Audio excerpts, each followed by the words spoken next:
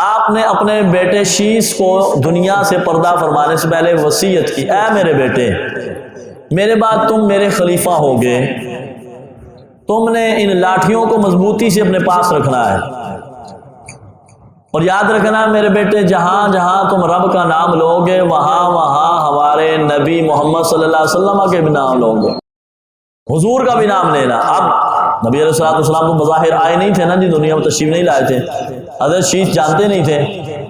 باپ بیٹے کو وصیت کر رہا ہے، میرے بیٹے میرے جانے کے بعد جہاں اللہ کا ذکر کرنا ہے، ساتھ محمد صلی اللہ علیہ وسلم کا بھی ذکر کرنا ہے۔ حضرت شیش نے کہا ہے ابا جان، کیا آپ کے اللہ کے نام کے ساتھ محمد صلی اللہ علیہ وسلم کا نام لینا ضروری ہے؟ سنیں پھر میرے نبی کی شان، یہ ہے میلاد، یہی تو ہے میلاد جو ابا آدم نے بیان کیا۔ ہمارے بزرگ سے یہ کہتے ہیں جو باپ کا ہوگا وہ میلاد منائے گا، جو نہیں ہوگا وہ نہ منائے۔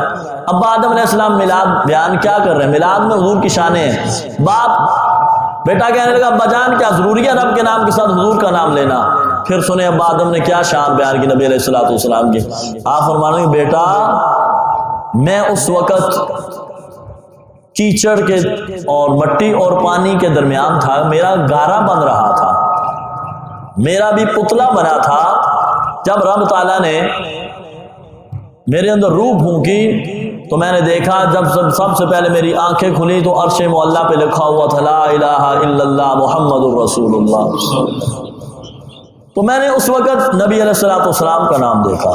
پھر اللہ نے مجھے آسمانوں کی سیر کروائی، میں نے آسمان کی ہر جگہ دیکھا کہ نام محمد لکھا ہوا، سبحان اللہ۔ اور پھر کیا کہنے لگے، پھر میں اللہ نے مجھے جنت میں ٹھہرایا، میں نے جنت کے ہر محل، ہر کمرے، ہر گوشے میں جدھر دیکھا مجھے نام محمد نظر آیا۔ اور پھر فرماتے ہیں پھر میں نے جنت میں بڑی بڑی آنکھوں والی حوریں دیکھی، اور ہر حور کی پیشانی کے اوپر نام محمد لکھا ہوا تھا۔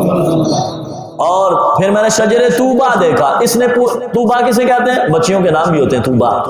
طوبہ یہ جنت کے اندر درخت ہے جس نے پوری جنت کو اپنے سائے کے نیچے لیا ہوا، مشرق مغرب شمال جنوب، روایات میں آتا ہے اس کی شاخیں پھیلی ہوئی ہیں، اس کا سایہ اتنا، اور اس کے پتے کتنے ہوں گے آگے سے اندازہ لگائیں۔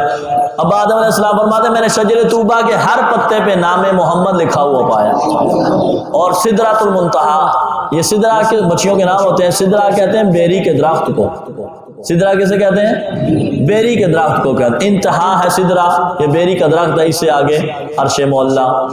تو سدرۃ المنتہا کے پتوں پر جو بیری کے پتے ہیں، اب آدم علیہ السلام کہتے ہیں بیٹا میں نے سدرۃ المنتہا پر بیری کے پتوں پہ میں نے کیا دیکھا؟ ہر پتے پہ میں نے دیکھا اللہ کے نبی محمد صلی اللہ علیہ وسلم کا نام لکھا ہوا ہے۔ اور پھر میں نے دیکھا آسمان کے جتنے فرشتے ہیں، پتہ ہے کتنے فرشتے ہیں؟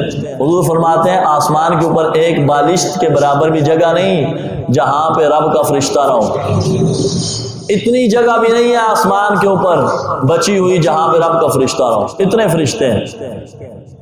اب آدم علیہ السلام فرماتے ہیں میرے بیٹے، میں نے جب آسمان کے فرشتوں کو دیکھا تو میں نے آسمان کے فرشتوں کے دونوں بھووں، یہ جو ہماری بھویں ہیں، اب آدم علیہ السلام فرماتے ہیں میں نے ان بھووں کے درمیان دیکھا ہر فرشتے کی پیشانی پہ نام محمد لکھا ہوا۔